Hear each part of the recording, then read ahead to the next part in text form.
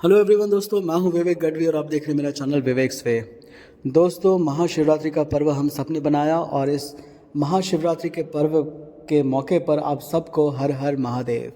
दोस्तों, वैसे तो बहुत सारे पुराने मंदिर हैं पूरे हिंदुस्तान में, लेकिन मैं मांडवी से बिलोंग करता हूं, तो मांडवी के एक ऐतिहासिक शिव मंदिर के बारे में मैं आपको बताना चाहूँगा, जो है कोटेश्वर महादेव। दोस्तों, कोटेश्वर महादेव वैसे नाम कहाँ से आया और किस तरह से कोटेश्वर महादेव की स्थापना हुई कच्छ में।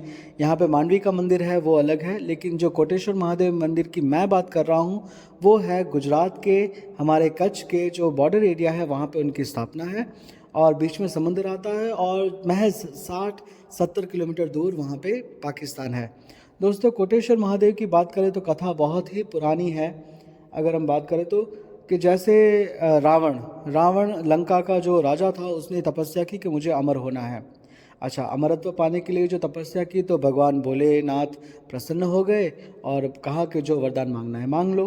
तो रावण ने अमरत्व होने का वरदान मांग लिया। अब भगवान शिव ने कहा कि भाई ये पॉसिबल नहीं है, जिसको जो आया है इस पृथ्वी पे उसको जाना ही जाना है। लेकिन फिर भी रावण की जिद पे भगवान शिव ने उसको एक शिवलिंग दिया और कहा कि अगर इस शिवलिंग को तुम लंका में स्थापित करते हो तो तुम अमरत्व प्राप्त कर सकते हो। अच्छा, यही बात सुन के सारे देवताओं में खलबली मच गई और भगवान गणेश की जो एक कृपा हुई, चाल उन्होंने चली, उसके कारण इस रावण को ये शिवलिंग ज़मीन पे स्थापित करना पड़ा। अच्छा, जो पहला शिवलिंग रावण जब लेके आ रहा था हिमालय से लंका ले जाने के लिए, तो वो रास्ते से ज़मीन रास्ते से वो जा रहा था लंका, और जहाँ पे भगवान गणेश ने जो लीला रचाई और जहाँ पे उस शिवलिंग की स्थापना हुई वो आज है बाबा बैद्यनाथ, जो आज झारखंड में है और द्वादश ज्योतिर्लिंग में इनका स्थान है। ठीक है, तो फिर से रावण ने तपस्या किया और फिर से उन्होंने एक शिवलिंग प्राप्त किया भगवान से, और फिर से वो ज़मीन रास्ते से लंका ले जा रहा था। तब फिर से लीला हुई और उसने स्थापना करना पड़ा। कर्नाटक में महाबलेश्वर के नाम से उस लिंग की स्थापना हुई। अब रावण समझ गया कि भाई ज़मीन रास्ते से हिमालय से लंका ले जाना पॉसिबल नहीं है, तो वो आकाश मार्ग से एक तीसरी तपस्या की और भगवान शिव से शिवलिंग लेके वो आकाश के मार्ग से हिमालय से लंका जाने लगा। अच्छा, जब वो जा रहा था तब फिर से सारे देव विचलित हो गए और उन्होंने रिक्वेस्ट किया ब्रह्मा जी और विष्णु जी को कि भाई आप कुछ करो, वरना अगर ये शिवलिंग वहाँ पे लंका में स्थापित हो गया तो रावण अमरत्व प्राप्त कर लेगा। अच्छा, ये सारे देवताओं की मांगे उन्होंने सुनी ब्रह्मा जी और विष्णु जी ने, और उन्होंने एक प्लान बनाया। ब्रह्मा जी गाय स्वरूप लेके यहाँ पे कच्छ में एक जगह दलदल था, वहाँ पे बैठ गए, फंस गए मतलब। हाँ, और फिर हुआ ये कि विष्णु जी ने वहाँ पे ब्राह्मण स्वरूप लिया और वो गाय को निकालने के लिए वहाँ पे लग गए। जब रावण आकाश मार्ग से वहाँ से जा रहा था तो उसकी नज़र पड़ी कि एक ब्राह्मण अपनी गाय को दलदल से निकालने की कोशिश कर रहा है, लेकिन वो निकल नहीं रही है। तब रावण को ये ख्याल आया कि अगर मैं गाय को नहीं बचाता तो मुझे गौ हत्या का पाप लगेगा, अगर गाय वहाँ पे फंसी रही और मर गई तो। और तो ये मेरा कर्तव्य बनता है कि मैं उस ब्राह्मण की मदद करूं और साथ साथ में उस गाय का भी जीव बचाऊं, मैं रक्षा करूं। अच्छा, तो रावण ने एक हाथ में शिवलिंग पकड़ा और दूसरे हाथ से उस गाय को निकालने की कोशिश की, लेकिन किसी भी कारण से जितनी ताकत रावण ने लगाई वो गाय वहाँ से निकल नहीं सकती थी।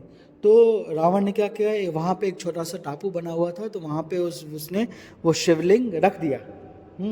और रख दिया और फिर से गया गाय को निकालने। तो जैसे वो गया तो वहाँ पे ना तो गाय थी ना तो ब्राह्मण था।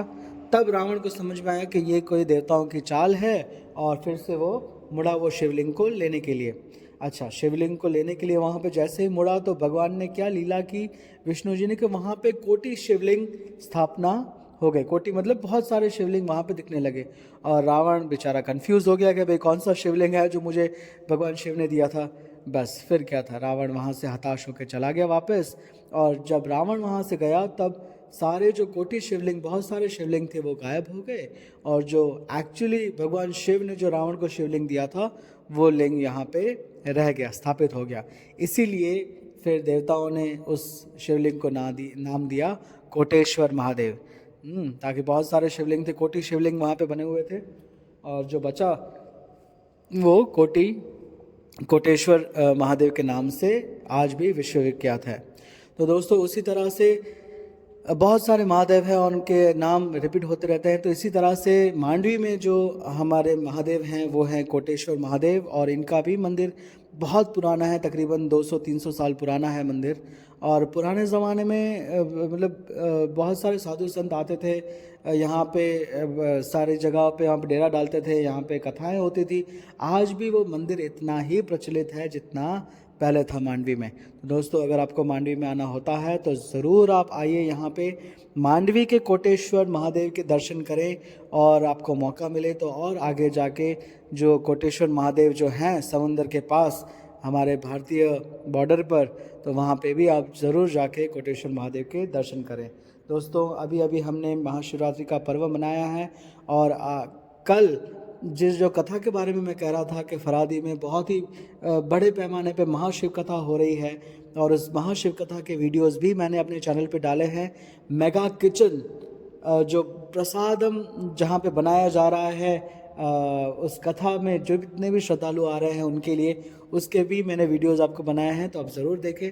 दोस्तों ये पहली बार हो रहा है मांडवी में, मांडवी तालुके में फरादी गांव में, जहाँ पे द्वादश ज्योतिर्लिंग की प्रतिकृतियां बनाई गई हैं और वहाँ पे महाशिव कथा का आयोजन किया गया है।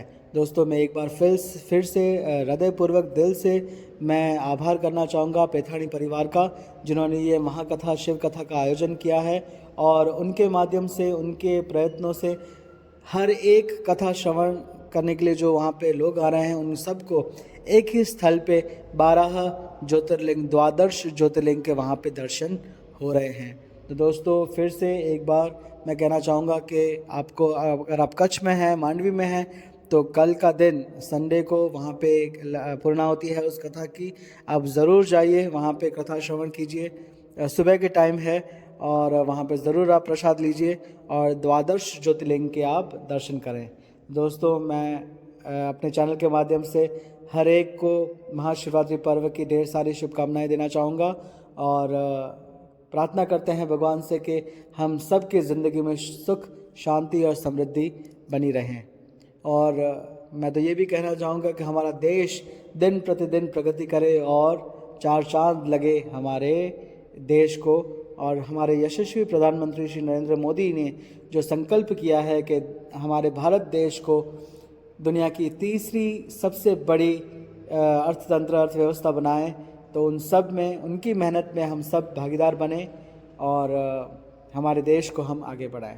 तो दोस्तों इसी के साथ मैं आप सब से विनती करता हूं, बने रहिए मेरे साथ मेरे चैनल विवेक्स वे पे, ज़्यादा से ज़्यादा शेयर करें इस वीडियो को, और सब्सक्राइब करें चैनल को। सब्सक्राइब करने में आप लोगों का कुछ नहीं जाता, शेयर करने में भी आप लोगों का कुछ नहीं जाता, बस एक अच्छी इन्फॉर्मेशन ज़्यादा से ज़्यादा लोगों के लिए पहुँचे, इसलिए मैं वीडियोस बनाता हूं, और हिंदी में बनाता हूं ताकि ज़्यादा से ज़्यादा इन सारे वीडियोस के माध्यम से जो जानकारी हैं वो लोगों तक पहुंच सके। तो दोस्तों कोटेश्वर महादेव के बारे में बात किया, और भविष्य में और भी वीडियोस में मांडवी के बारे में आपके लिए लेता आऊँगा। और ये जो वीडियोस, ये जो फुटेज आप जो सारी देख रहे हैं इस वीडियो के माध्यम से, वो मुझे दी गई हैं राम गट्टा और कृष्णा गट्टा, दोनों ही हमारे स्टूडेंट्स हैं। उन दोनों ने ये वीडियोस सारे मुझे शेयर किए हैं। ये महाशिवरात्रि के उत्सव के मांडवी में जो शोभा यात्रा होती है उसके ही सारे वीडियोस हैं, और ये सारे वीडियोस पिछले साल के हैं। तो ज़्यादा से ज़्यादा शेयर करें, लाइक करें, शेयर करें और सब्सक्राइब करें मेरे चैनल विवेक्स वे को। बने रहे मेरे साथ। धन्यवाद। हर हर महादेव। जय हिंद। वंदे मातरम। भारत माता की जय।